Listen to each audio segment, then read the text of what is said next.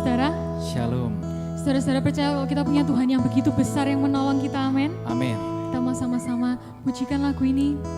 Kita mau sama-sama bersyukur kalau kita punya Tuhan yang luar biasa. Selalu ada buat kita. Terima kasih Tuhan. Haleluya.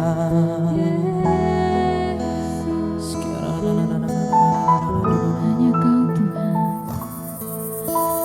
Hanya Kau Tuhan penolongku.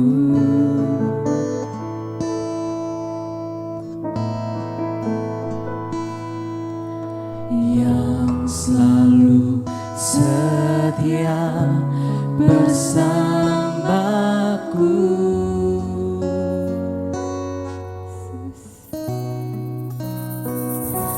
Kasih-Mu yang sanggup mengubah kehidupanku. Sungguh ku berserah, sungguh ku percaya kuasa-Mu tak lebih besar, Tuhanku tak lebih besar. Tak pernah terlambat janji-Mu ya Tuhan menolong hidupku. Kuasa-Mu tak lebih besar, Tuhanku tak lebih besar. Tak pernah terlambat janji-Mu ya Tuhan pulihkan hidupku. Kami bersyukur Kau selalu ada buat kami, Tuhan. Hanya Kau Tuhan penolongku. Yang begitu setia. Yang selalu setia bersamaku.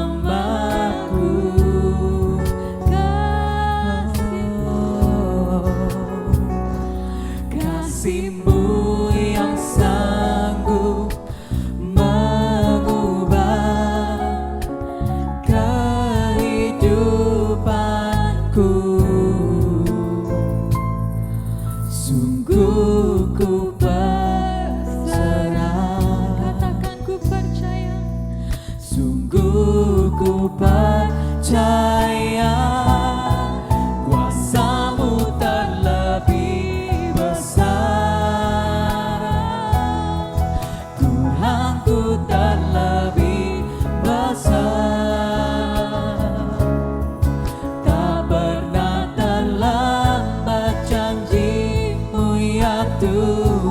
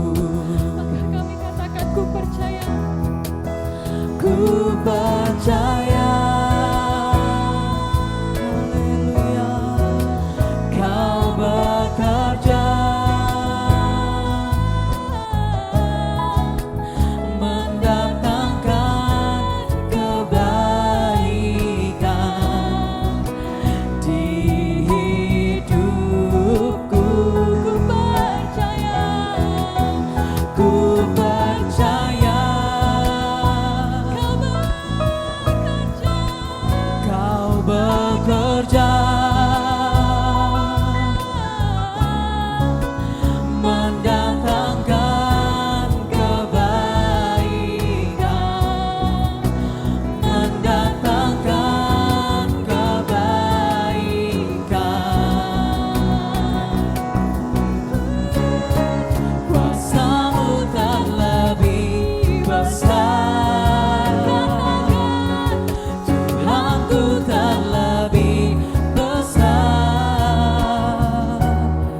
Tak pernah terlambat janji-Mu ya Tuhan, menolong hidupku.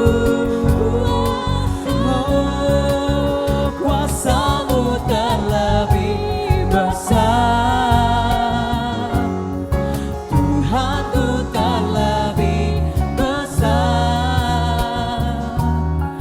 Tak pernah terlambat janji-Mu ya Tuhan, pulihkan Mari sama-sama dengan iman hidupku. katakan kuasanya besar.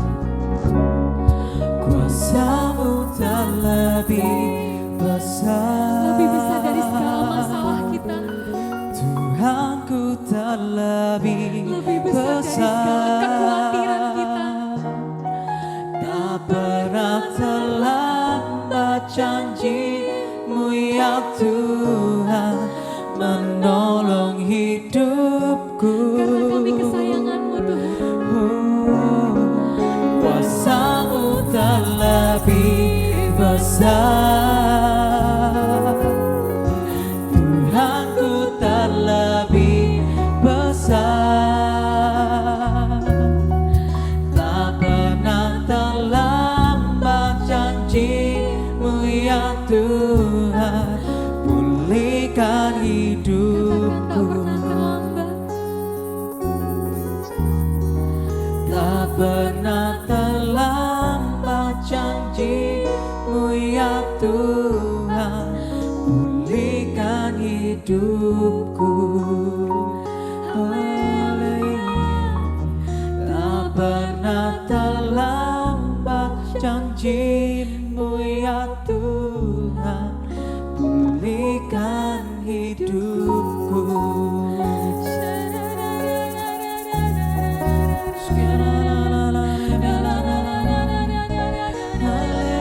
Haleluya. Kami menyembah-Mu Tuhan.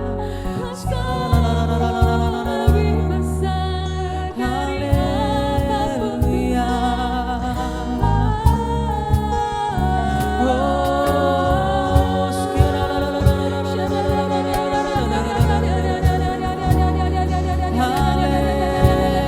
haleluya. Kami naikkan penyembahan kami padamu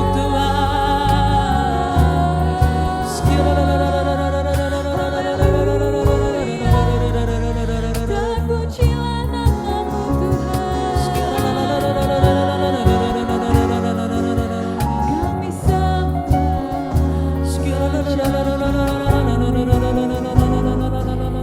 Yesus Tuhan. Saudara-saudara,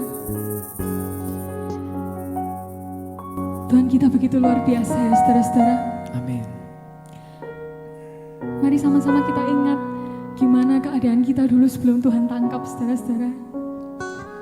Dan bagaimana sekarang Tuhan sanggup mengubahkan hidup kita, diri kita, yang awalnya hidup kita gak ada artinya saudara-saudara. Karena kuasanya yang begitu besar, karena kasihnya yang tiada tertandingi saudara-saudara. Dia ubahkan setiap dari kita. Karena itu kita mau sama-sama serahkan hidup kita sepenuhnya kepada Tuhan. Biar Dia yang atur, biar Dia yang nyatakan rencananya saudara-saudara, bukan rencana kita. Karena kami percaya kepadamu Tuhan. Kami percaya kepadamu. Mari sama-sama kita mau nyanyikan Ku Percaya sekali lagi.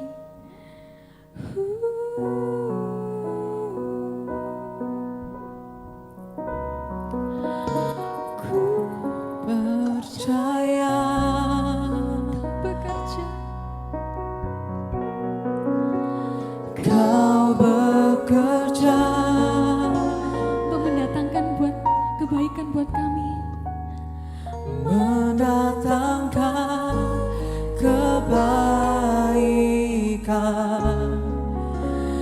di hidupku kami percaya, ku percaya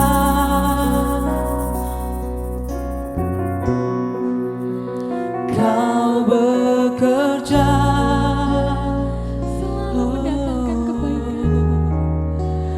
mendatangkan kebaikan,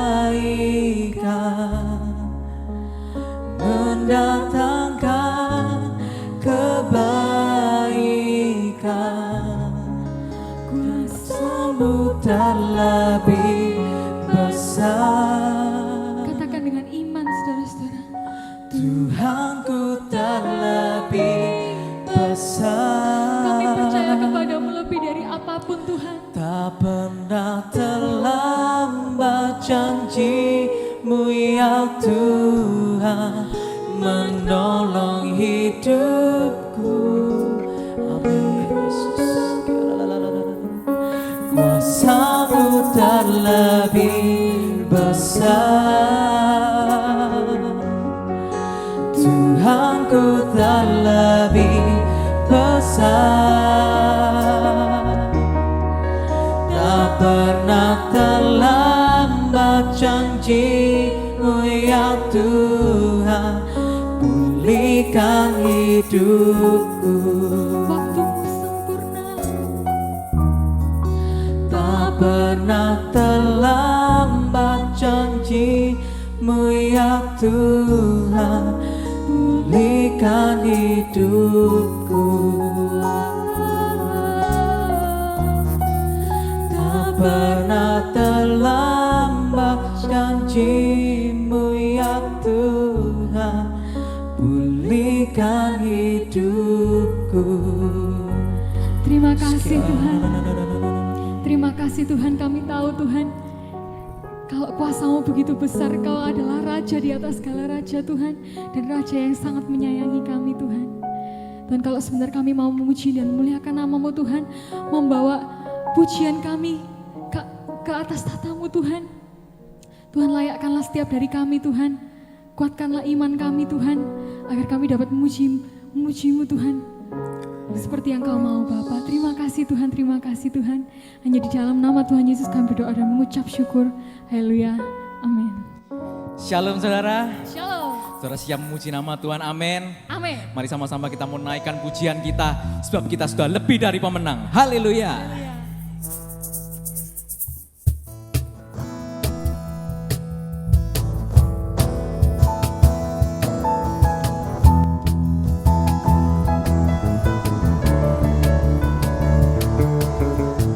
Lebih dari pembenar dalam segala perkara, iblis telah dikalahkan oleh kuasa darahnya. Jika Allah di pihak kita, siapa dapat melawan? Kita lebih dari pemenang, lebih dari pemenang dalam segala perkara. Dikalahkan oleh kuasa darahnya. Jika Allah di pihak kita, siapa dapat melawan? Kita lebih dari pemenang. Haleluya, kibarkanlah panjinya, Yesus Raja segala raja. Haleluya, bangkitkan gerejanya, kita lebih dari pemenang.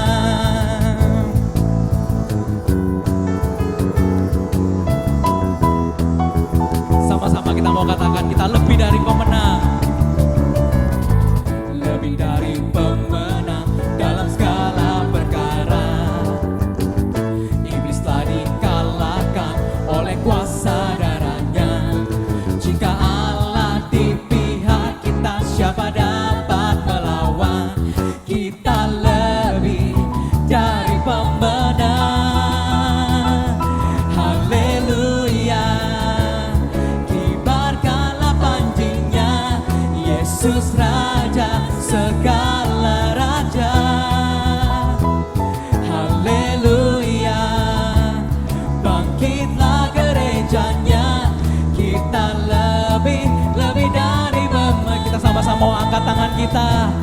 Haleluya, kibarkanlah pancinya, Yesus Raja segala raja.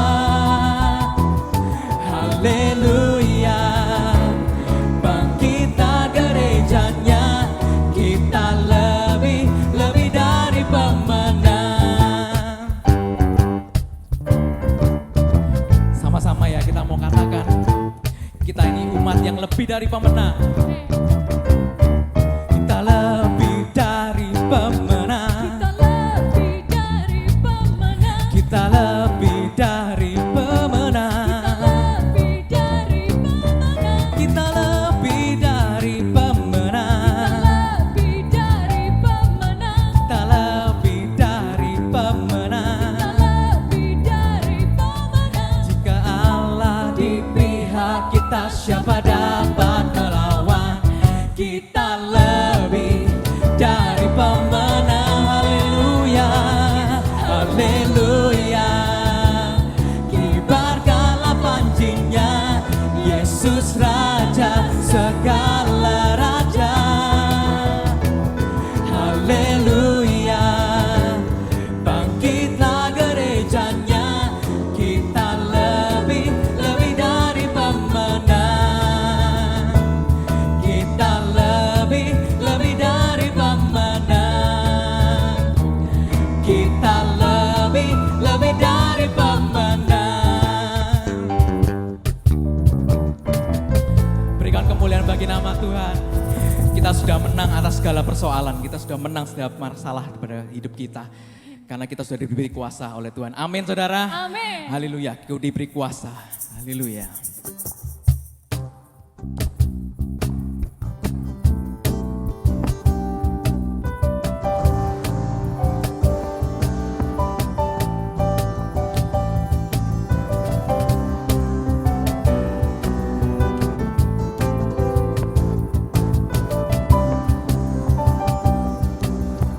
Sama-sama kita mau katakan, ku diberi kuasa dari Raja mulia, menaklukkan musuh di bawah kakiku. Ku pakai kuasa dari Raja mulia, jika Allah ada bersamaku, siapa jadi lawanku? Sungguh besar Kau Tuhanku, Engkau perisai hidupku. Ku berdiri dengan iman dalam Yesus Tuhan. Kau yang memberi kemenangan, ku bersorak merayakan. Terpujilah Kau Raja segala raja. Haleluya.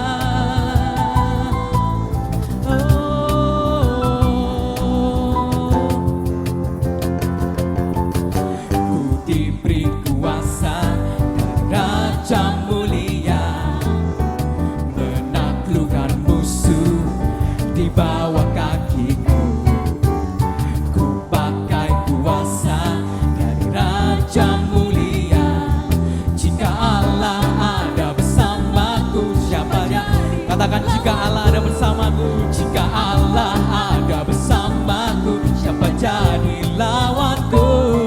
Jika Allah ada bersamaku, siapa jadi lawanku?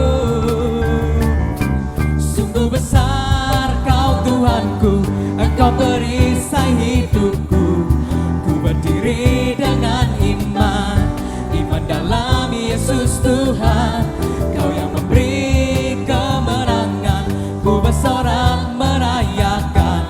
Terpujilah Engkau Raja segala raja.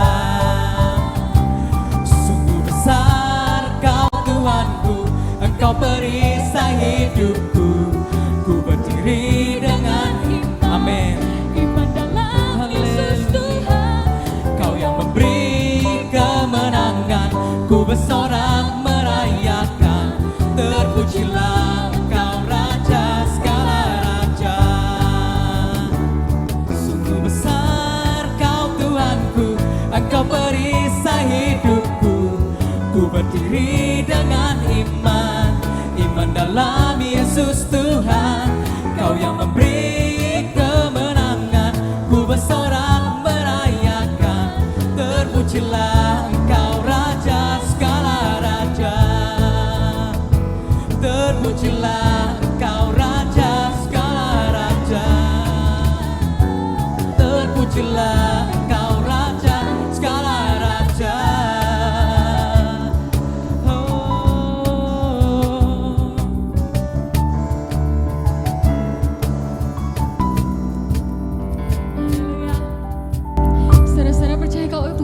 adalah Raja di atas segala Raja, amin. Amin. Saudara-saudara, saya nggak habis pikir ya saudara-saudara, betapa Raja di atas segala Raja yang menciptakan seluruh bumi dan isinya, menyayangi kita saudara-saudara, satu persatu. Suatu hari saudara-saudara ketika saya menyaksikan anugerah pengampunannya yang luar biasa saudara-saudara, saya bilang sama Tuhan, Tuhan, kenapa kok Engkau mau menyayangi aku, kutu seperti aku? Kutu gitu ya saudara-saudara ya, soalnya kecil dan nyebelin gitu, kecil dan bikin repot gitu. Tapi Tuhan jawab saudara-saudara, kamu bukan kutu, kamu anakku, kamu putriku. Di Zakaria 2 ayat 8 ya saudara-saudara dikatakan kalau siapa yang menjamah kamu menjamah biji matanya. Dia menyayangi kita segitu besar saudara-saudara. Amin. Mari sama-sama kita naikkan syukur. Karena kita punya Raja yang begitu besar, tapi juga Bapa yang menyayangi kita satu persatu. Oh Yesus, terima kasih Tuhan. Selalu ada buat kita. Yesus.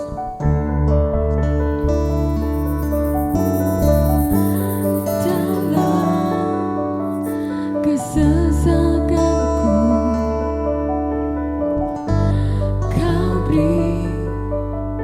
kedamaianmu, dalam keraguan ku temukan wajahmu yang selalu tersenyum atasku. Karena pengorbananmu kau jadikanku baru. Sungguh ku terkagum, amanku di dalammu, Yesus. Kau membuatku sesuai rencanamu. Kau memegang setiap musim hidupku. Ku serahkan semua kekhawatiranku, ku milikmu. Haleluya. Karena pengorbananmu kau jadikanku baru. Kau jadikanku baru. Kami bersyukur. Sungguh ku terkagum, amanku di dalammu, Yesus. Kau membuatku sesuai rencanamu. Kau memegang setiap musim hidupku. Ku serahkan semua kekhawatiranku, ku milikmu.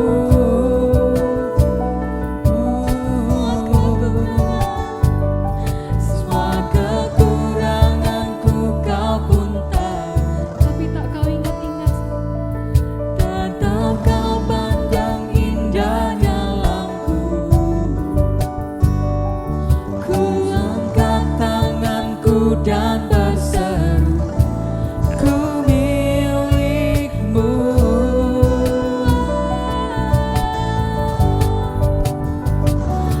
Kau membuatku sesuai rencanamu. Kau memegang setiap musim hidupku. Kami serahkan semuanya padamu Tuhan. Ku serahkan semua kekhawatiranku, ku milikmu.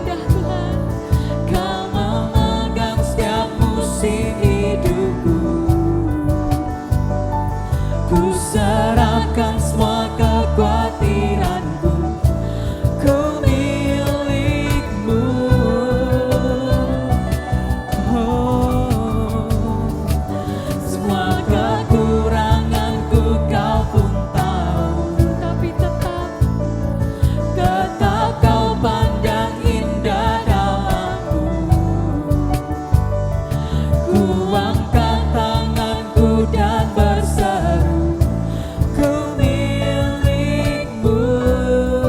Sembah Dia, haleluya. Kami milikmu Tuhan. Kami mau serahkan hidup kami Tuhan berdalam tangan-Mu Yesus.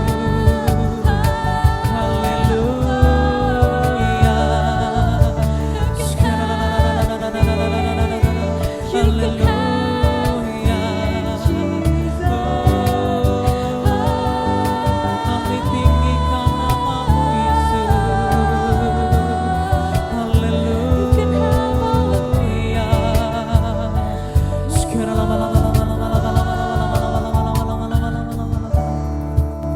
You can have all of me, Jesus. I am yours. Kami milikmu Tuhan.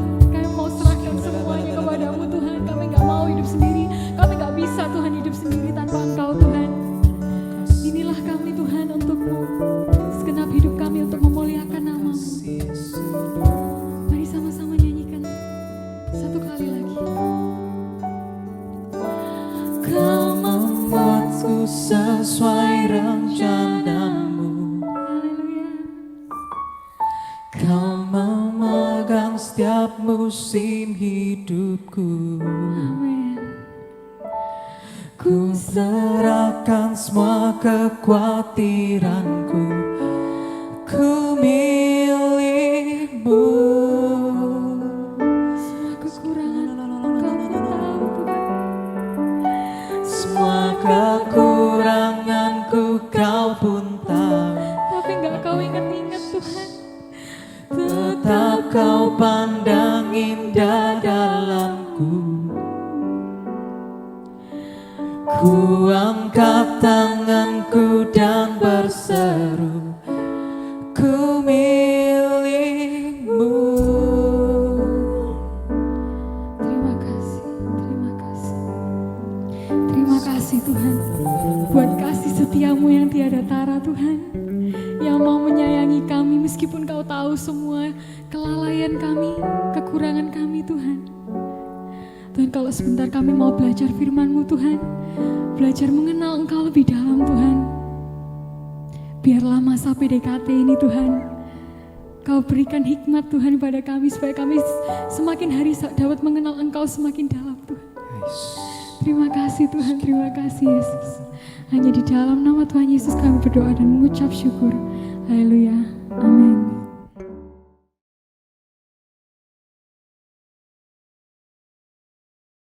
Shalom saudara-saudara, saat ini kita akan menjalankan ibadah di mana kita akan awali lebih dulu dengan sebuah pujian saudara.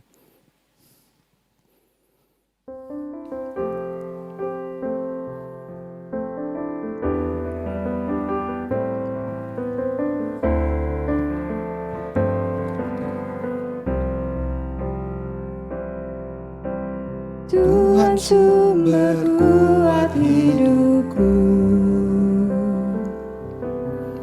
ada dalam setiap langkahku. Rancanganmu selalu pasti kemenangan, rancanganmu tak pernah gagal, rancanganmu tak pernah gagal. Kemenangan Tuhan janjikan, kemenangan Tuhan janjikan, kemenangan dalam tangan-Mu, Yesus. Aku lebih dari pemenang, aku lebih dari pemenang, aku lebih dari pemenang.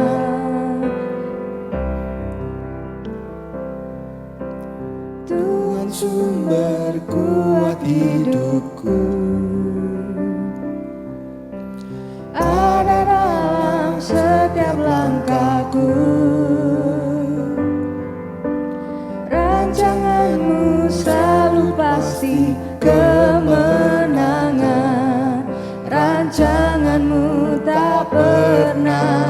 gagal. Rancanganmu tak pernah gagal. Kemenangan Tuhan janjikan, kemenangan Tuhan janjikan, kemenangan dalam tanganmu, Yesus. Aku lebih dari pemenang, aku lebih dari pemenang, aku lebih dari pemenang, karena Yesus. Iblis mereka-reka, iblis mereka-reka yang jahat bagiku, namun Tuhan mengubahnya Baik untukku. Iblis mereka-reka yang jahat bagiku, namun Tuhan mengubahnya baik untukku.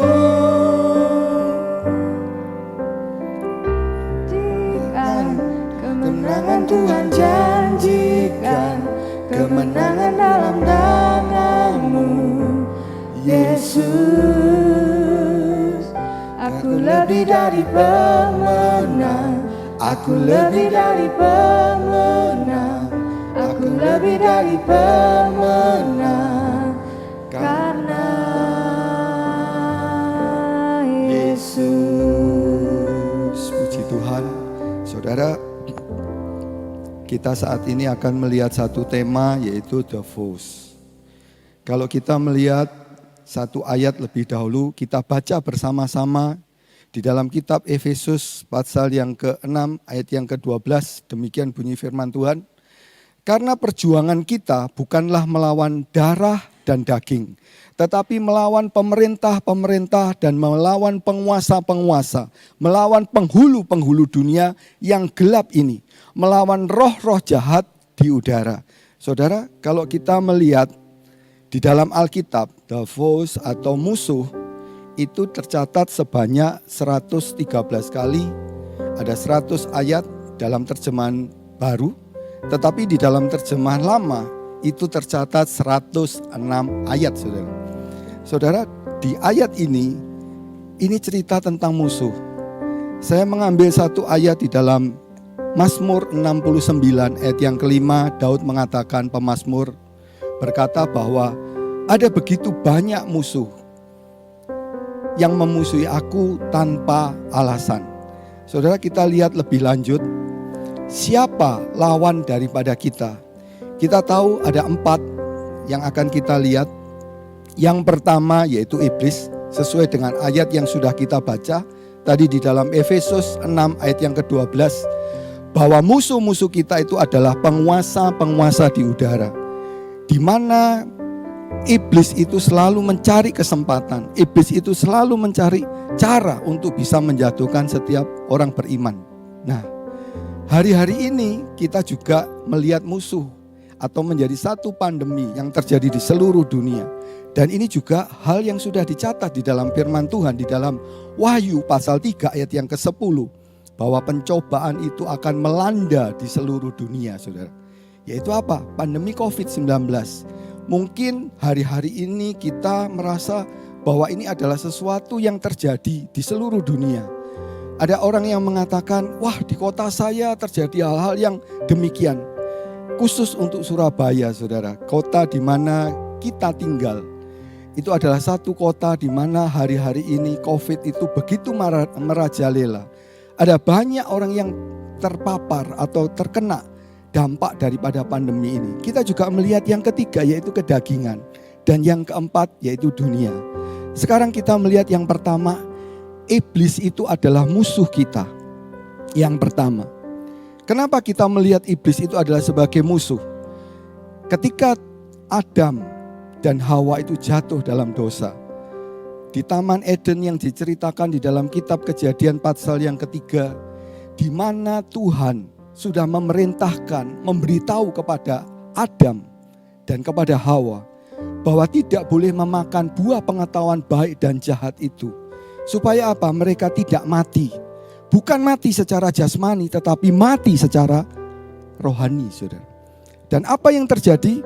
Ternyata iblis ini memang adalah pembunuh, pembohong, dan penipu, saudara. Di mana akhirnya pada waktu mereka di Taman Eden, Hawa bertemu dengan iblis dan berada di tempat di mana buah pengetahuan baik dan jahat itu tidak boleh dimakan. Ketika mereka bertemu, Hawa masih ingat apa yang dikatakan oleh Allah. Jangan pernah kamu meraba, bahkan apalagi makan. Ternyata dengan tipu daya, dia sebagai bapak pembohong, seperti yang dikatakan dalam Yohanes 8 ayat yang ke-44. Di mana iblis itu adalah bapak pembohong. Dan di situ iblis berhasil, saudara, menjatuhkan Hawa. Dan lewat Hawalah akhirnya Adam itu jatuh.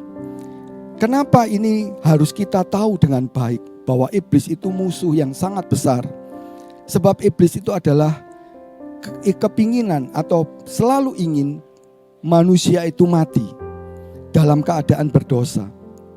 Di dalam 1 Petrus 5 ayat 8 dan ke-9, ayat itu berkata bahwa iblis itu seperti singa yang mengaum-ngaum, yang siap melulur setiap orang yang ditemuinya. Dan apa yang dikerjakan oleh iblis itu bisa berhasil membuat seluruh umat manusia itu ada di dalam keadaan berdosa. Alkitab mencatat di dalam 1 Korintus 15 ayat yang ke-45, di situ diceritakan ada Adam yang pertama, gagal, saudara. Di dalam kitab Rom juga diceritakan karena ada satu orang jatuh di dalam dosa, maka seluruh umat manusia itu juga jatuh atau berada di dalam posisi yaitu berdosa. Ini yang membuat kehidupan daripada manusia yang dulunya begitu indah di Taman Eden. Mereka tidak kekurangan apa-apa, tidak ada binatang buas, tidak ada penyakit yang mematikan. Tetapi karena jatuh di dalam dosa, maka kehidupan daripada umat manusia itu berubah. Di dalam Kejadian 3 ayat yang ke-19, Tuhan mengatakan bahwa engkau akan berpeluh mengerjakan tanah ini. Padahal sebelumnya itu tidak terjadi. Semuanya yang begitu indah rusak karena dosa. Banyak orang tidak menyadari bahwa hari-hari ini dosa juga terus meningkat di dalam kehidupan umat manusia. Seperti apa yang sudah dinubuatkan dalam Wahyu 22 ayat yang ke-11. Bahwa dosa itu akan terus meningkat sampai menjadi seperti iblis. Tetapi di sisi yang lain, manusia yang mau hidup di dalam kekudusan, kekudusannya tidak tanggung-tanggung. Manusia itu bisa tumbuh sampai seperti Kristus. Sebab manusia diciptakan dengan peta dan teladan Allah, seperti yang dikatakan dalam Kejadian 1 ayat yang ke-27. Di mana manusia itu diciptakan menurut gambar dan teladan Allah. Tetapi karena ada dosa, yaitu iblis, dosa itu merusakkan banyak perkara yang baik. Kata Pengkhotbah 9 ayat yang ke-18. Di mana kejatuhan itu mengubah keadaan seluruh umat manusia. Dulu penuh dengan cinta, di mana Adam dan Hawa tidak pernah diceritakan di dalam Alkitab mereka bertengkar, saudara. Mungkin orang berkata, iya karena mereka nggak membutuhkan sesuatu seperti mencari makan. Nggak pernah disebutkan di dalam Alkitab bahwa Adam itu memusuhi si Hawa. Tidak ada permusuhan di dalam kehidupan umat manusia. Tetapi setelah jatuh di dalam dosa, maka kehidupan daripada manusia itu menjadi berubah. Dulu penuh dengan kebahagiaan, sekarang penuh dengan penderitaan. Dulu kehidupannya penuh dengan kesucian, setelah jatuh di dalam dosa, penuh dengan kenajisan dan kekejian. Ketika manusia itu jatuh di dalam dosa, gambar dan peta teladan Allah yang diceritakan di dalam Kejadian 1 ayat yang ke-27 itu tercoreng, menjadi rusak. Kenapa? Di mana kehidupan umat manusia itu terjadi permusuhan antara manusia dan Allah. Terjadi pemisahan karena ada dosa. Yesaya 59 ayat yang kedua berkata, karena dosa itu yang memisahkan Allah dan manusia. Manusia tidak lagi bisa bercakap-cakap dengan Allah. Di mana pada waktu mereka belum jatuh dalam dosa, mereka bisa berkata-kata, bisa bertemu dengan Tuhan, bisa menikmati bagaimana hidup di dalam Taman Eden, di mana kehidupan umat manusia di sana tidak ada kekurangan. Bahkan kalau kita melihat di dalam kitab Wahyu, bahwa umat manusia ketika masuk di Taman Eden, itu adalah taman yang sangat luar biasa, yang tidak pernah tergantikan, dan sampai saat ini nggak pernah ada tempat yang seperti itu. Tetapi semua itu menjadi rusak. Sebab apa? Karena iblis, saudara. Iblis ini adalah makhluk yang diciptakan oleh Allah, yaitu malaikat. Dalam Yesaya 28 akhirnya diceritakan bahwa malaikat yang diberi kepercayaan oleh Allah, punya kemauan bebas, itu jatuh di dalam dosa. Rupanya iblis tidak sendirian. Selain dia mengajak semua malaikat yang lain untuk memberontak kepada Allah, dia juga menyeret manusia itu sebagai ciptaan yang luar biasa. Sebab diciptakan menurut peta dan teladan Allah. Dan manusia ini akan dijadikan seperti Allah. Yohanes 10 ayat yang ke-35, you are gods. Kamu adalah Allah-Allah. Di mana setiap kita ketika kita percaya menjadi orang-orang yang percaya kepada Kristus, tidak menjadi orang biasa, tetapi menjadi orang yang pemenang, orang yang bisa melihat kemuliaan Allah di dalam kehidupan, dalam setiap hal, dalam setiap langkah. Itu yang dijanjikan oleh Tuhan. Tapi iblis merusak. Sebab apa? Manusia tertipu. Manusia lebih bodoh daripada iblis. Sebab iblis itu adalah orang yang sangat pandai kalau saya identikkan dengan orang.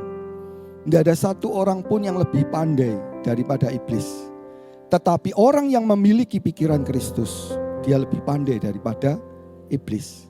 Saudara, iblis ini dia tidak pernah tinggal diam. Bahkan di hari-hari yang terakhir, dalam Efesus pasal yang kelima dikatakan, hari-hari ini adalah hari-hari yang jahat. Di mana kejahatan itu terjadi di mana-mana. Ada satu orang, dia merasa bangga ketika dia tinggal di satu tempat, sebuah negara yang begitu maju, begitu modern, semuanya serba teratur, luar biasa. Tapi semua itu hari-hari ini kita melihat semuanya rusak. Gara-gara apa? Terjadi keributan.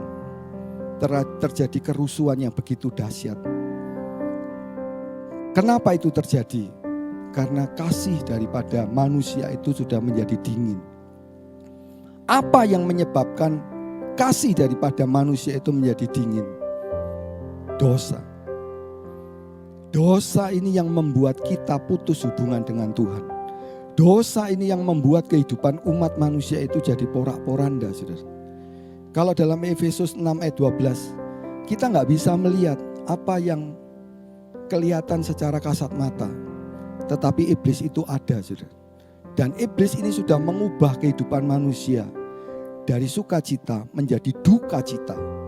Yang kedua, saudara, yang kedua yaitu COVID, saudara. Ini tadi diceritakan Tuhan yang membuat permusuhan antara iblis dan manusia. Yang kedua, lawan kita yaitu corona, saudara, COVID-19. Kadang ada orang bertanya, apakah orang Kristen yang mati itu karena dosa? Bahkan ada hamba Tuhan yang melayani. Bahkan itu menimbulkan pertentangan yang sangat besar di media sosial. Bahkan ada orang yang berkata, stop, berhenti untuk berkata-kata di media sosial tentang hal itu. Gara-gara apa? Cuma karena COVID. Sebuah virus yang kecil yang tidak kelihatan seperti iblis. Tapi itu berhasil memporak-porandakan seluruh dunia. Tidak ada satu orang pun yang hari-hari ini berkata keadaan zaman sekarang lebih nyaman. Enggak. Ada istilah yang dipakai hari-hari ini. Dan hari ini spesial, saudara. Tanggal 9 Juni 2021 berita atau hal yang saya dengar atau yang saya baca, PSBB itu berhenti. Pembatasan sosial berskala besar itu berhenti hari ini. Ada satu term yang dipakai yaitu new normal. Kalau saya bisa berada di sini kemudian tidak pakai masker, tidak pakai kacamata, karena saya harus berbicara. Kalau dengan masker suara saya nggak akan keluar. Tapi itu menjadi satu hal yang normal, di mana semua tempat orang harus memakai masker. Mungkin ketika di foto dia nggak pakai masker. Ketika dia main musik ada yang pakai masker, ada yang enggak. Dan gereja ini hari-hari ini masih kosong. Ada satu berita yang ditulis di Jakarta, pemerintah sudah membuka PSBB itu dan boleh mengadakan ibadah, tapi tidak seperti zaman dulu. Istilah new normal itu hari-hari ini sedang terjadi, dan membuat banyak orang tidak nyaman. Baik itu orang kecil yang sekolah, dia harus belajar daring dari rumah. Juga orang tua yang biasanya sudah punya kegiatan di luar rumah, dia harus membatasi. Karena apa? Ada perkataan new normal, ada perkataan PSBB. Bagaimana kita menyikapi hal itu? Firman Tuhan mengajarkan walaupun kita musuh itu ada dan tidak kelihatan, keadaannya membuat jadi buruk, Tuhan tidak pernah mengajarkan kepada kita untuk bersungut-sungut. Menjalani kehidupan di dunia ini ada banyak musuh yang bisa muncul. Ada banyak orang yang tidak menyadari bahwa manusia itu hidup di dalam keadaan yang sangat buruk. Keadaan manusia di hari-hari akhir itu begitu mengerikan. Diceritakan di dalam 2 Timotius 3 ayat 1 sampai yang kelima. Ayat itu menceritakan ada masa-masa yang sulit. Sekarang ini belum ada apa-apanya. Manusia sudah mulai mempunyai prediksi bahwa ke depan akan terjadi hari-hari yang lebih sulit lagi. Bukan hanya karena kesulitan, karena kesehatan. Masih ditambah masalah ekonomi. Ketika masalah ekonomi itu muncul, maka akan muncul yang dinamakan kejahatan. Dan ketika kejahatan itu muncul, maka akan terjadi hal-hal yang buruk, saudara. Dimanapun di seluruh dunia ini akan terjadi hal-hal seperti itu. Kenapa? Ada yang dinamakan COVID. Kita jangan pernah berharap dan kita jangan pernah merasa bahwa ketika kita berada di satu tempat kemudian saya bisa bebas. Saya tidak menggunakan masker, saya tidak menggunakan kacamata ketika saya pergi dari luar, pulang ke rumah, ya seperti biasa. Kita nggak perlu takut, tapi kita perlu untuk berjaga-jaga. Pemerintah pun mengatakan ketika keluar dari rumah dan pulang kembali ke rumah, mandi, keramas, baju yang dipakai nggak boleh disimpan, dicuci. Kenapa? Itu adalah musuh yang bisa membuat orang itu mati. Ada satu istilah yaitu OTG. Ya, kalau ada gadget, saudara pakai gadget, ada OTG juga. Tapi OTG yang berkaitan dengan COVID-19, orang tanpa gejala. Ada berapa banyak orang yang bisa terjadi seperti itu?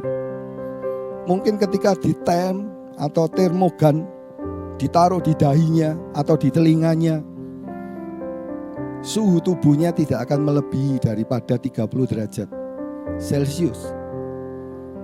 Tapi tiba-tiba orang itu bisa terkapar, kemudian apa? Mati, saudara. Berikutnya, musuh kita adalah manusia.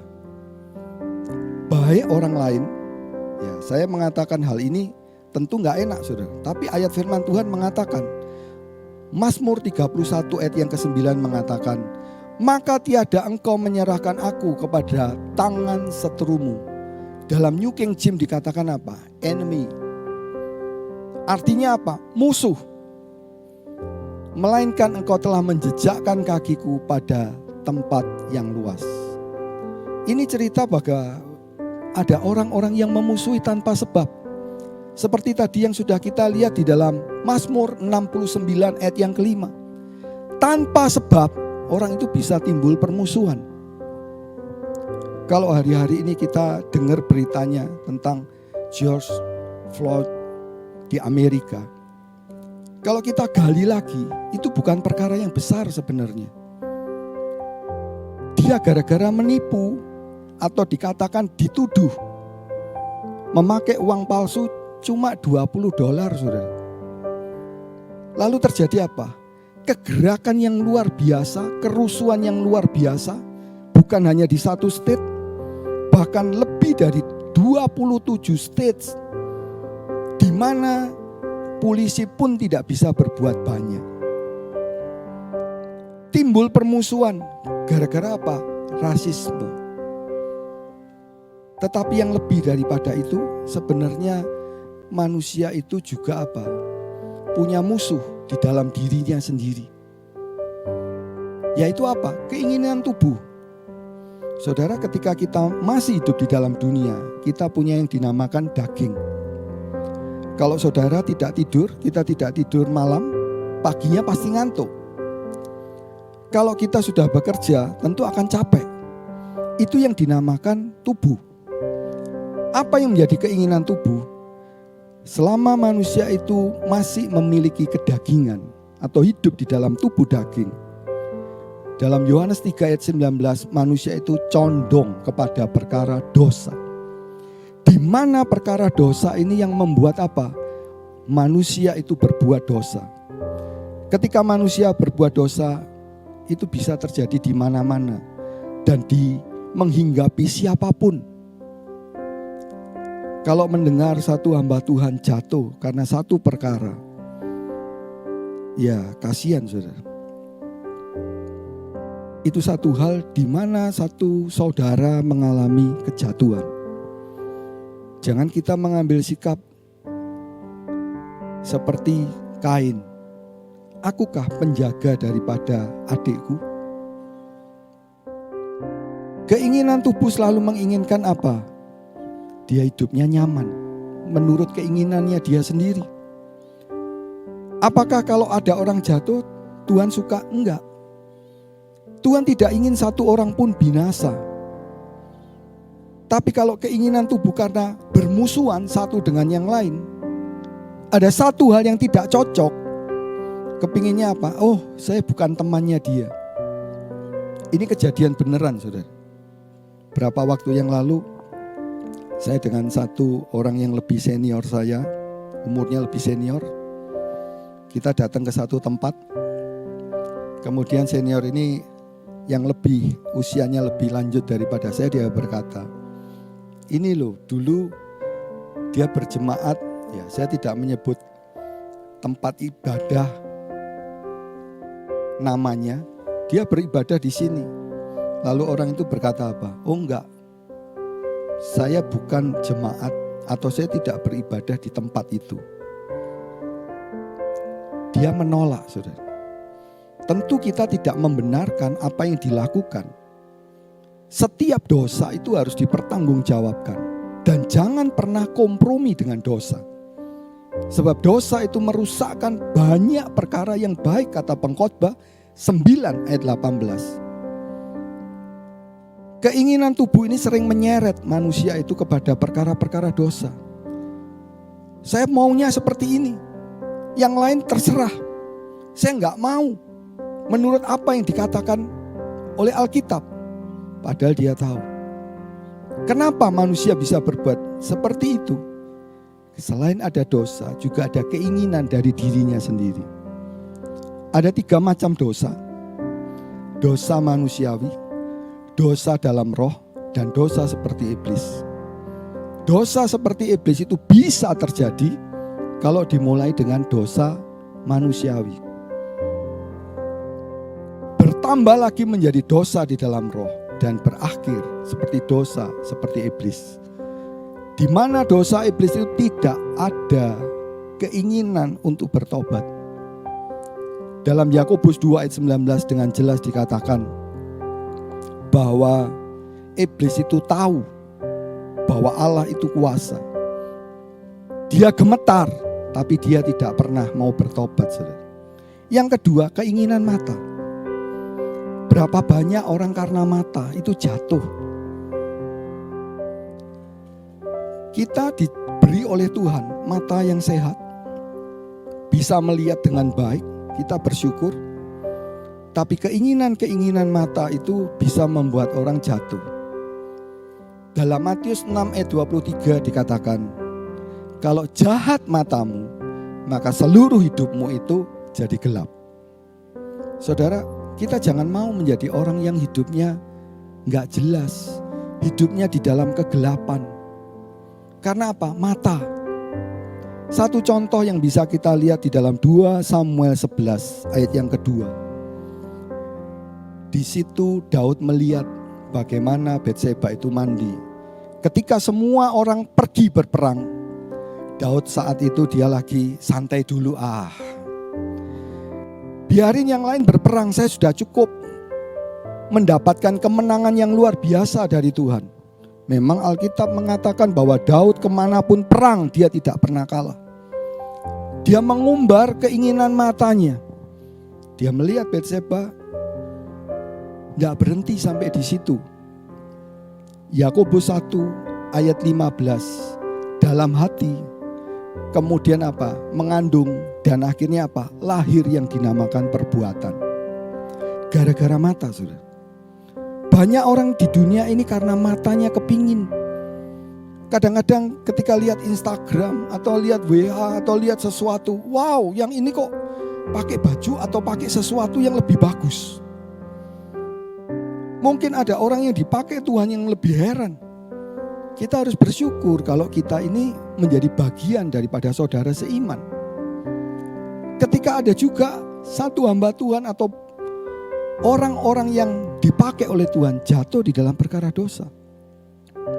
Kita bukan cuma lihat, kita juga bukan cuma kepingin tahu, lalu memberi komentar yang ya lebih baik nggak ngomong daripada ngomong tetapi salah. Mata ini bahaya, saudara.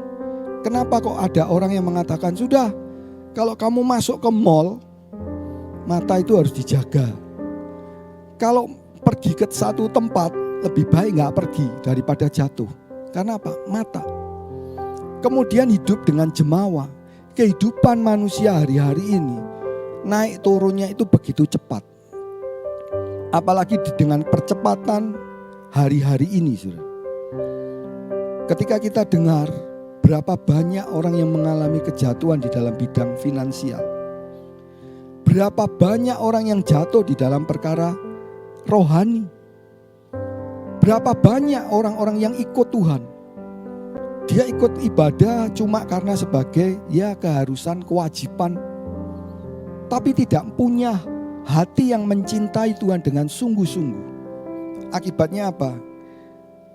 Dia bisa sukses di dunia, tapi timbul yang dinamakan kesombongan. Mungkin dia dipakai oleh Tuhan dalam perkara rohani juga bisa. Timbul yang dinamakan jemawa atau kesombongan. Oh, kalau saya ya gak seperti dia. Firman Tuhan mengatakan orang yang sombong itu akan direndahkan. Kata Matius 23 ayat yang ke-12.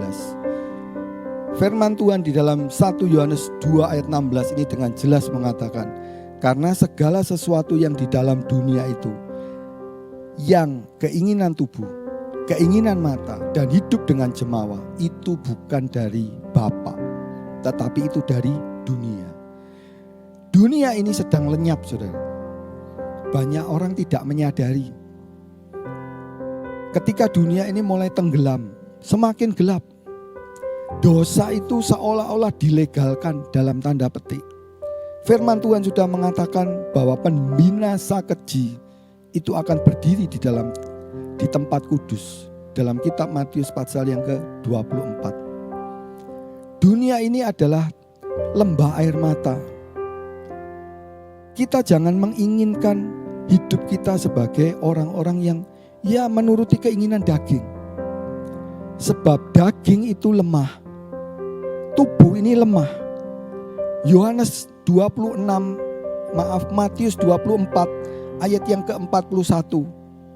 Roh berkehendak tapi tubuh lemah. Banyak orang lemah di dalam tubuhnya secara rohani. Ketika nggak baca firman Tuhan, nggak ada lagi yang menasehati. Ketika tidak ikut ibadah, cuma absen saja, nggak ada lagi yang mengecek, saudara. Di situ kita sebagai umat manusia, kita harus bisa apa? Memposisikan diri kita. Jangan sampai kita terikat dengan perkara-perkara dunia. Kita harus bisa mengkatargiokan kedagingan kita. Keinginan kita tentang perkara-perkara dunia dimatikan. Dan jangan sampai daging kita itu muncul. Rom 6 ayat yang ke-6 mengatakan katargio. Kita masih hidup di dalam dunia. Kita masih punya keinginan. Tapi segala keinginan dosa itu dinolkan, di-off-kan. Jangan lagi kita menjadi sama seperti dunia. Jangan pembicaraan kita, apa yang kita lihat, apa yang kita pikirkan, apa yang kita lakukan serupa dengan dunia. Karena Rom 12 ayat 2 mengatakan, jangan kamu serupa dengan dunia ini. Di mana kehidupan dunia itu penuh dengan tipu daya, penuh dengan kemunafikan, penuh dengan dusta. Tapi di dalam Tuhan ada kesucian. Di dalam Tuhan ada kejujuran. Di dalam Tuhan ada kekudusan. Slide selanjutnya kita melihat tentang dunia, musuh kita. Dunia ini sedang tenggelam dengan segala keinginannya. Dan firman Tuhan mengatakan, tidakkah kamu tahu bahwa persahabatan dengan dunia adalah permusuhan dengan Allah? Saudara jangan lupa, ketika satu orang itu berada di dalam dunia, Tuhan mengatakan jangan pernah bersahabat dengan dunia. Artinya kompromi dengan perkara-perkara dunia. Orang dunia kalau berkata kotor, bahasa Surabayanya meso, mungkin itu satu hal yang biasa. Tapi kita nggak mau seperti itu. Bagaimana dengan pikiran kita? Apakah pikiran kita sama seperti orang dunia? Ketika satu orang jatuh ditertawakan. Ketika satu orang mengalami kesulitan, ya dilihat dengan sebelah mata. Mulai apa? Seperti orang dunia. Dalam kitab Yakobus juga diceritakan bagaimana satu orang membedakan satu orang dengan orang yang lain. Ada istilah di dalam dunia kasta. Oh, saya orang yang lebih tinggi. Saya orang yang lebih hebat. Saudara, jangan pernah kita sama seperti orang dunia. Berapa waktu yang lalu saya mendengar atau melihat satu tontonan. Orang ini adalah orang yang berawal dari orang yang miskin. Dia seorang supir. Kemudian sopir ini satu ketika duduk. Ya tentu saya juga nggak tahu seperti apa keadaannya. Kemudian si tuan atau bos ini datang. Lalu dia berkata, tempat dudukmu tidak di situ. Itu adalah tempat duduk daripada tuan. Saya yang punya tempat duduk. Kemudian si sopir itu dia pergi, tapi itu menjadi hal yang sangat membekas di dalam hidupnya. Sampai satu ketika dia akhirnya apa? Si sopir ini berhasil membeli perusahaan yang dipunyai oleh bos itu. Tapi itu apakah menjadi satu tujuan bahwa ketika seseorang mempunyai segalanya di dalam dunia ini menjadi satu kebahagiaan? Enggak, saudara. Dunia itu selalu limpah dengan air mata. Dunia itu selalu limpah dengan perkara-perkara dosa. Persahabatan dengan dunia gak pernah membuat orang puas. Seperti perempuan Samaria di dalam Yohanes pasal yang keempat. Ayat 13 dan 14. Kalau kamu minum air itu, air perzinahan, air ingin kaya, air kesombongan, air tentang perkara-perkara dosa, kamu tidak akan pernah puas. Kamu akan haus lagi. Sebab apa? Dunia tidak pernah memberikan kepuasan yang sebenarnya. Dunia tidak pernah membuat orang itu hidup di dalam damai sejahtera yang seperti Tuhan berikan. Tuhan mengatakan, damai sejahtera ku berikan kepadamu, tidak sama seperti apa yang diberikan oleh dunia. Copyright daripada Tuhan tidak pernah bisa ditiru. Siapa yang pernah bisa menciptakan seluruh alam semesta? Nggak ada, hanya Tuhan. Dan itu pun terjadi cuma dengan perkataan, saudara. Terang dan gelap jadi. Laut dan darat jadi. Itulah Allah.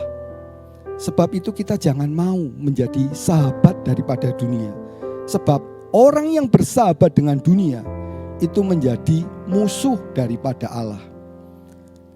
Sebab itu kita harus bermusuhan dengan perkara-perkara dunia. Bukan artinya kita memberontak. Rom 13 ayat 1 dan 2 mengatakan pemerintahan itu diangkat oleh Allah. Dan pemerintahan yang seberapapun buruknya itu juga dari Tuhan. Kita taat asal itu tidak bertentangan dengan firman Tuhan. Jangan pernah bersahabat dengan dunia. Mungkin dengan perkara-perkara yang ada di dalam dunia. Ada yang terikat dengan mobilnya. Ada yang terikat dengan pekerjaannya. Ada yang terikat dengan statusnya. Segala hal di dalam dunia itu akan kita tinggalkan. Sebab itu firman Tuhan mengatakan dalam 1 Korintus 7 ayat yang ke-31. Pakailah dunia ini seperti tidak memakai. Kalau memang kita diberkati Tuhan, cukup pakailah dengan sukacita. Apapun yang kita perbuat di dalam dunia, itu gak akan pernah semua orang berkata yes. Pasti ada orang yang berkata no. Seberapapun baiknya kita tentu akan dinilai oleh orang lain. Dan kita jangan bingung dengan perkataan orang. Apa yang dikatakan orang itu adalah hak daripada orang itu untuk mengatakan kita. Tetapi bagian daripada kita, yaitu apa? Kita jangan pernah serupa dengan dunia. Apa yang kita pakai semua itu dari Tuhan. Seberapapun kaya orang itu, 1 Korintus 4 ayat 7 mengatakan apa? Semua itu diberikan oleh Tuhan. Kalau Tuhan tidak memberikan, siapapun tidak bisa menjadi kaya. Kata 1 Samuel 2 ayat yang ke-7. Berikutnya saudara.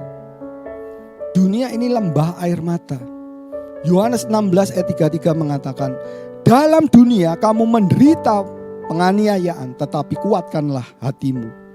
Aku telah mengalahkan dunia.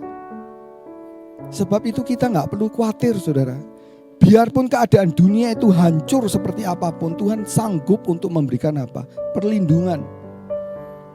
Tuhan itu adalah gunung batu kita. Tuhan itu bisa menjagai kita dengan luar biasa.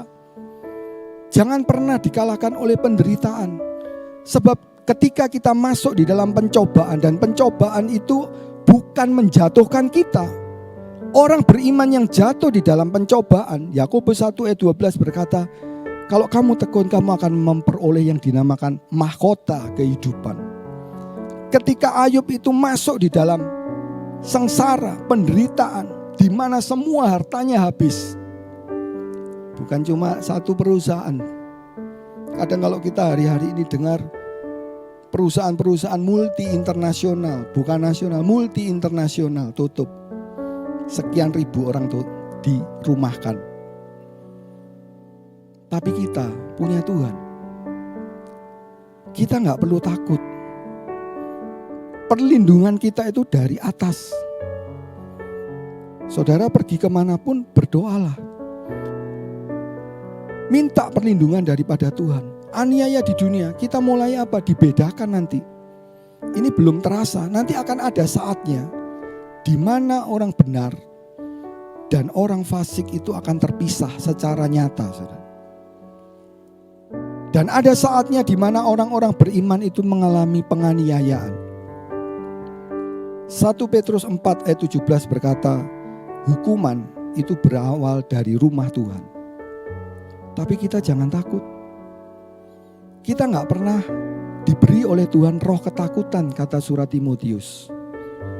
Tetapi kita boleh hidup di dalam apa? Ketenangan, damai sejahtera, dan sukacita yang melampaui segala akal. Sekarang kita lihat berikutnya tentang menghadapi musuh. Ada 3 hal. Yang pertama, saudara, ketika kita menghadapi musuh itu harus kuat di dalam Tuhan. Yang kedua, tinggal di dalam Tuhan. Dan yang ketiga, tahu siasat daripada iblis. Bagaimana kita bisa menjadi kuat di dalam Tuhan? Bukan karena kita. Zakaria 4 ayat 6 mengatakan, bukan karena kuat dan gagahku, tetapi karena rohku semua itu boleh jadi. Surat 1 Korintus 16 ayat 13 mengatakan, laki-laki secara rohani. Kenapa dikatakan laki-laki secara rohani? Artinya orang itu bisa berperang. Orang itu bisa mengalahkan musuh. Untuk kuat di dalam Tuhan, kita itu harus kuat, teguh, juga dikatakan berjaga-jaga. Berdirilah teguh dengan iman. Sebab tanpa iman kita tidak bisa mendapatkan pertolongan dari Tuhan. Dalam Rom 1 ayat yang ke-17, orang beriman itu hidup dengan iman. Ketika kita punya iman untuk bisa menghadapi seluruh tantangan, baik itu dari iblis, baik itu dari COVID, baik itu dari kedagingan kita, juga apa? Dari segala hal. Dunia ini yang sedang berubah, kita tetap bisa apa? Berdiri teguh. Sebab kita punya iman di dalam Tuhan. Iman ini yang bisa membuat kita kuat. Tidak akan pernah tergoyahkan oleh keadaan apapun. Dan bersikaplah sebagai laki-laki. Di dalam wasiat lama diceritakan seorang laki-laki, bukan semua orang laki-laki bisa berperang. Dikatakan di dalam firman Tuhan, berusia 20 tahun dianggap sebagai laki-laki yang dewasa. Ketika kita menjadi seorang beriman, kita jangan terus menjadi kanak-kanak. Memang ada saatnya di mana kita percaya kepada Tuhan, dilahir barukan sebagai bayi. Kemudian apa? Bertumbuh, dipenuhi oleh Roh Kudus. Dan akhirnya apa? Kita menjadi dewasa rohani. Orang yang dewasa rohani tidak ditentukan oleh lamanya dia ikut Tuhan, atau begitu banyaknya dia melayani Tuhan. Tuhan cuma melihat apakah kita itu sebagai laki-laki secara rohani, di mana kita bisa mengalahkan segala tipu daya daripada iblis. Yang kedua, kuat itu berarti bukan hanya sebagai laki-laki, juga dikatakan dalam Kolose, tetap dan berakar di dalam firman Tuhan. Kenapa hari-hari ini kita perlu berakar di dalam firman Tuhan? Yang dinamakan pengajaran di media sosial, di WA, di internet, di Instagram, itu sudah tidak lagi ada tembok yang bisa membatasi. Bagaimana orang beriman bisa kuat kalau dia tidak punya pendirian akan kebenaran firman Tuhan? Padahal firman Tuhan itu yang membuat orang jadi merdeka. Firman Tuhan ini yang membuat orang beriman sanggup untuk mengalahkan dan melakukan segala perkara di dalam Dia yang memberi kekuatan. Saudara, berakar itu bukan satu proses seperti orang menanam besok langsung berakar. Butuh proses. Di mana orang baca kebenaran firman Tuhan itu menjadi kesenangan. Di mana firman Tuhan itu menjadi pengalaman hidup. Enggak semua orang baca firman Tuhan dia mengalami apa yang diceritakan oleh firman Tuhan. Tapi orang yang mencari dengan sungguh-sungguh kebenaran firman Tuhan, dia akan kuat, saudara. Orang yang berakar di dalam firman Tuhan itu seperti orang yang mendirikan rumah dengan fondasi batu, yaitu cerita tentang Tuhan Yesus. Diceritakan dalam Matius pasal 7 ayat 24 sampai 27. Orang ini tidak akan goyang walaupun ada banjir, ada hujan, ada angin. Dia gak takut. Sebab kekuatannya adalah Tuhan. sebagai dasar, sebagai batu di mana dia bisa berdiri kokoh. Dan kalaupun pohon ketika dia mempunyai akar yang sangat kuat, biarpun angin itu bertiup dengan kencang, pohon ini tetap berdiri. Kalau pohon itu tidak punya akar, maka pohon itu akan tumbang. Rupa-rupa pengajaran itu hari-hari ini sangat banyak. Seperti yang dikatakan dalam Efesus 4 ayat yang ke-14. Diombang-ambingkan oleh rupa-rupa pengajaran. Kadang ada orang bertanya, boleh enggak melakukan seperti ini? Kata seperti ini itu konotasinya macam-macam, saudara. Dalam perkataan, dalam pekerjaan, dalam pikiran, dalam pelayanan, boleh enggak? Kalau kita ngerti firman Tuhan, sebenarnya kita bisa dengan mudah berkata, ini enggak boleh. Ada satu orang, ketika kita pergi dengan beberapa orang ini cerita, bagaimana dia bisa, ya istilahnya membuat satu akal-akalan trik dan menghasilkan begitu banyak uang, saudara. Lalu orang ini bertanya kepada si hamba Tuhan, ya dia bertanya gini, dia pergi dengan beberapa temannya, dia bertanya, boleh enggak kalau saya melakukan seperti itu? Dapat uang loh. Dicek oleh orang-orang yang ahli, enggak bisa ditemukan loh salahnya. Boleh enggak? Kalau orang itu punya pengertian firman Tuhan, dia berkata apa? Enggak boleh. Lu enggak dapat duit loh, enggak apa-apa. Manusia hidup itu bukan karena duit, saudara. Kadang ada orang berpikir, iya karena yang ngomong enggak punya duit enggak apa-apa, sebab dia punya duit. Enggak. Kehidupan di dunia ini tergantung oleh Tuhan. Kita jangan takut dengan keadaan kalau kita berakar. Kita tidak bisa dijatuhkan oleh iblis kalau kita punya akar kebenaran firman Tuhan. Ketika Tuhan dicobai di dalam Lukas pasal 4, juga dalam Matius pasal 4. Apa yang membuat Tuhan sebagai manusia 100%? Dalam Filipi pasal 2 ayat yang ke-6 sampai ke-8. Filipi 2 ayat ke-6 itu mengatakan, Putra manusia Yesus itu meninggalkan keilahiannya. Berarti apa? 100% manusia. Selama 33,5 tahun. Kalau dia sebagai Allah, dia tidak akan pernah bisa mati di atas kayu salib. Dia tidak akan bisa menjadi jalan buat kita. Ibrani 4 ayat 15. Ibrani 2 ayat 18. Dia menjadi contoh, dia menjadi teladan buat kita. Artinya apa? Manusia 100%. Kalau kita punya akar seperti itu, kita bisa kuat menghadapi banyak rupa-rupa pengajaran. Berikutnya saudara, kuat itu juga tetap di dalam Tuhan, artinya suci. 1 Petrus 1:15 ayat 16 berkata, hendaklah kamu suci, sebab aku kudus, sebab Tuhan kudus. Sebab itu apa? Kita harus suci. Dalam segala apa? Segala hal. Yakobus 2 ayat 10 berkata, kalau kamu punya 10 perintah, 1 tidak dilakukan, berarti membatalkan 9 perintah yang lain. Apakah itu berat? Enggak. Apakah kita hebat? Juga enggak. Yang hebat itu adalah Tuhan. Tuhan mengatakan, kuk itu ringan. Dan itu benar, saudara. Saudara harus bisa berkata, amin. Saya tetap di dalam Tuhan. Saya tetap dalam kesucian.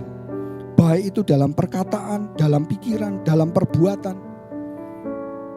Kita bisa kuat untuk menghadapi dan melewati hari-hari akhir. Poin yang terakhir atau bagian yang terakhir, bagaimana kita bisa menghadapi musuh. Yang pertama, kita harus tinggal di dalam Tuhan. Kalau orang tinggal di dalam Tuhan, seperti gambar ini, pohon anggur ini akan berbuah lebat. Tidak tergantung dengan musimnya.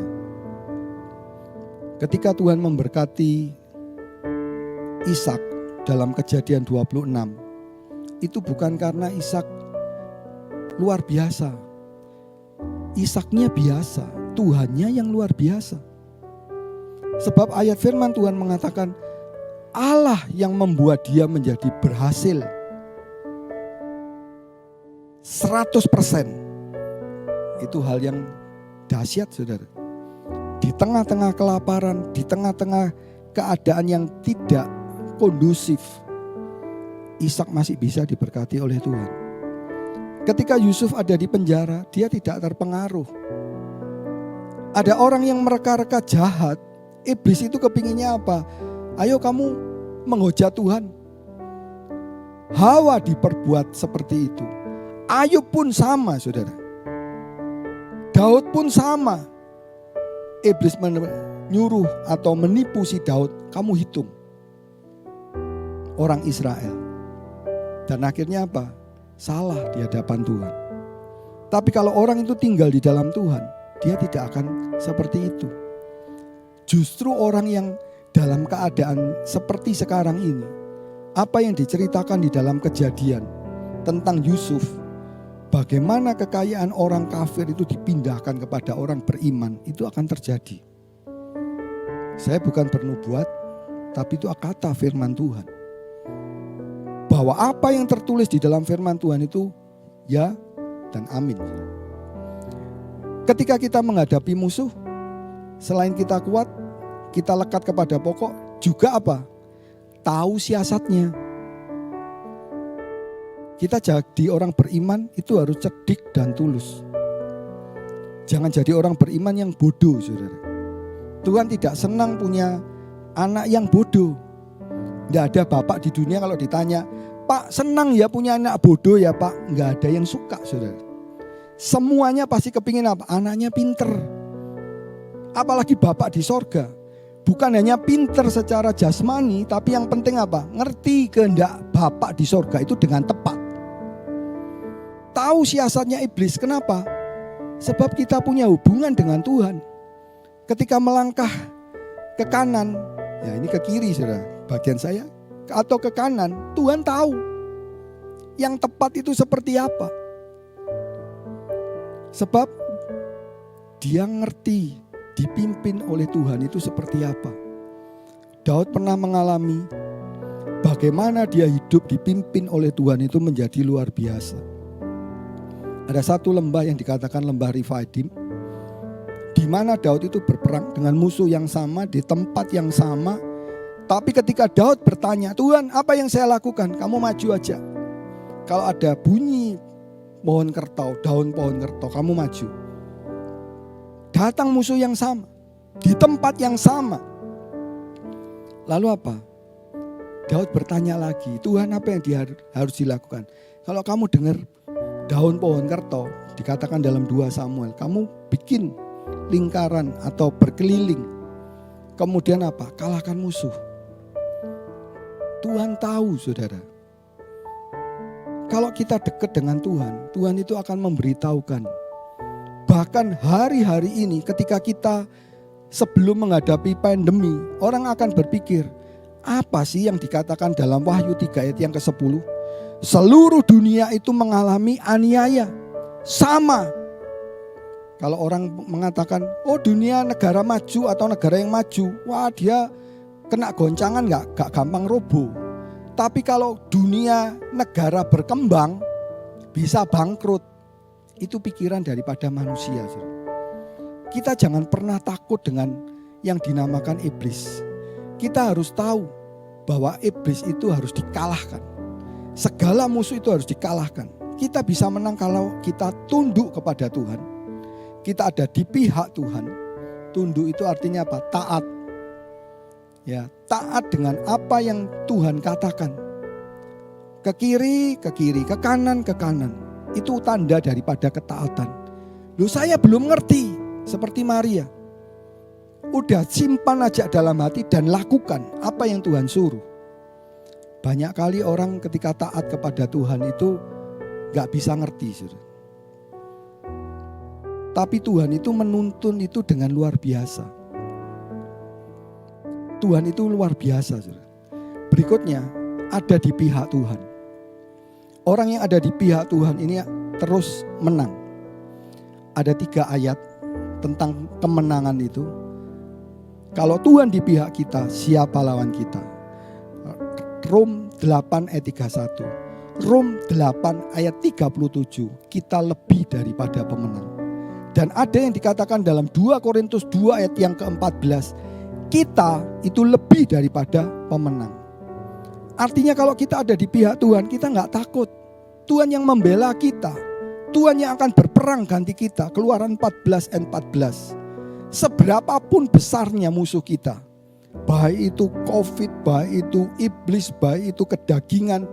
Segala perkara di dunia ini sudah dikalahkan oleh Tuhan. Sebab itu kita jangan takut, saudara. Orang yang ada di pihak Tuhan itu pasti menang.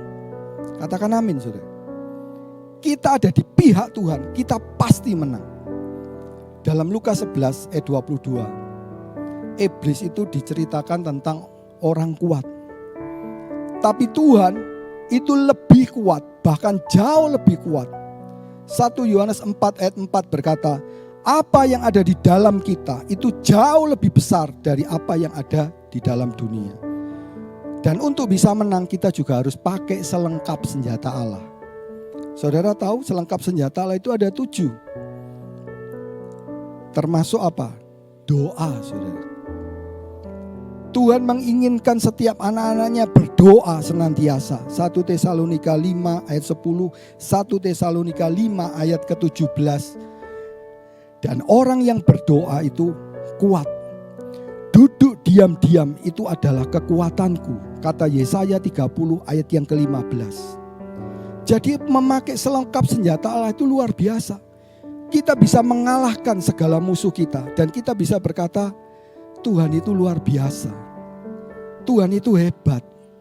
Kalau kita punya selengkap senjata Allah yang dinamakan pedang roh. Bukan hanya dibohongi oleh iblis, bukan hanya dikerjai oleh iblis, tapi apa? Dengan pedang roh, yaitu firman Tuhan, kita bisa menghabisi si iblis itu. Kita punya senjata itu ada 7, saudara. Itu satu hal yang luar biasa. Jangan sampai kita itu jadi orang-orang yang kita hidup di dalam dunia, ini banyak loh musuh-musuhnya, nanti gimana saya? Jangan takut, saudara. Tuhan justru menaruh kita domba di tengah-tengah serigala itu menjadi satu kesaksian bahwa seekor domba itu tidak mati walaupun ada di tengah-tengah serigala. Seberapapun banyak permasalahan yang kita hadapi, kita jangan pernah takut. Mungkin ada orang yang gak suka dengan kita, dan saya yakin 1000% kalau orang katakan pasti ada. Kok bisa berkata ada? Dari apa yang dilakukan, dari apa yang dikerjakan, itu orang tahu. Kalau satu orang gak suka, maka dia akan berkata sesuatu yang selalu negatif. Tapi apakah kita harus mengalahkan secara jasmani? Enggak. Rom 12 ayat yang ke-21. Kalahkanlah kejahatan itu dengan kebaikan. Apa itu mudah? Enggak, saudara. Enggak mudah, tapi kita bisa. Kita bisa mengalahkan. Saudara, tadi kita sudah melihat musuh kita itu banyak.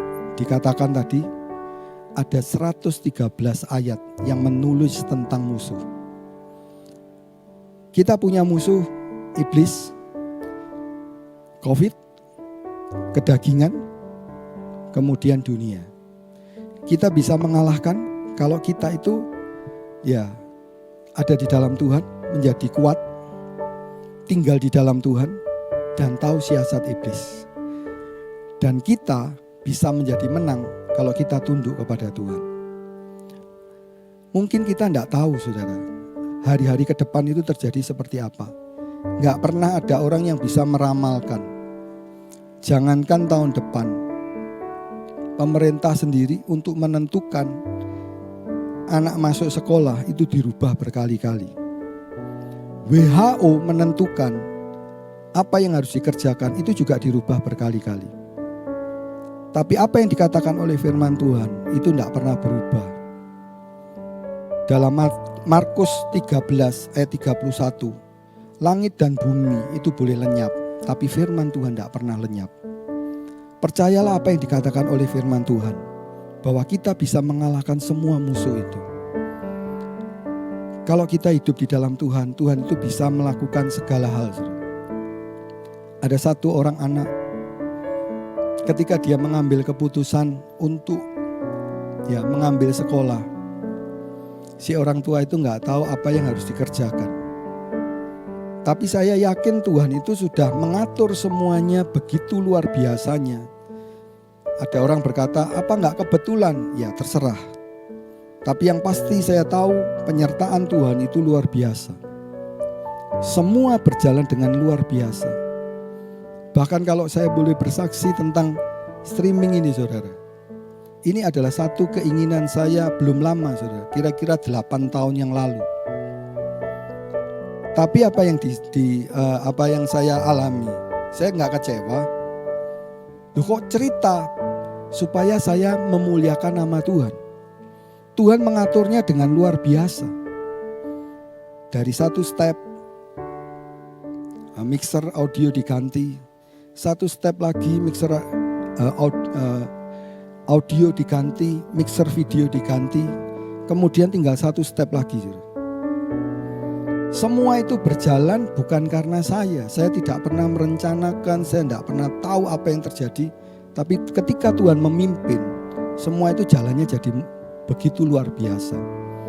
Tuhan itu baik, Tuhan itu luar biasa. Mari kita masuk di dalam doa saudara. Bapa di sorga, terima kasih kami punya Bapa yang seperti Engkau. Kami yakin kasih-Mu begitu besar buat kami. Kami tahu perlindungan-Mu buat kami semua anak-anak-Mu terhadap semua musuh.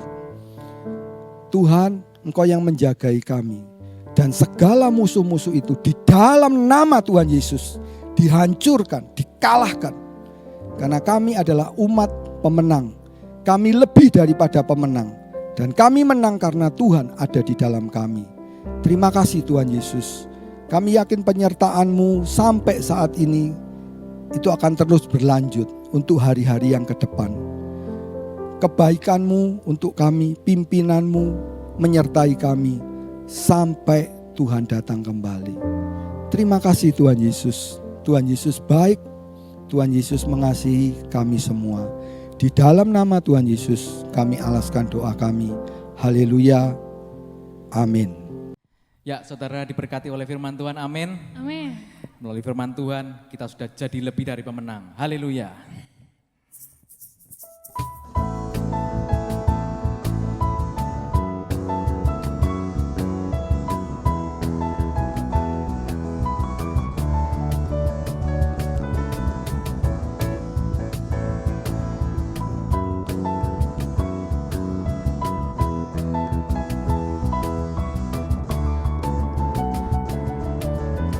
Lebih dari pemenang dalam segala perkara.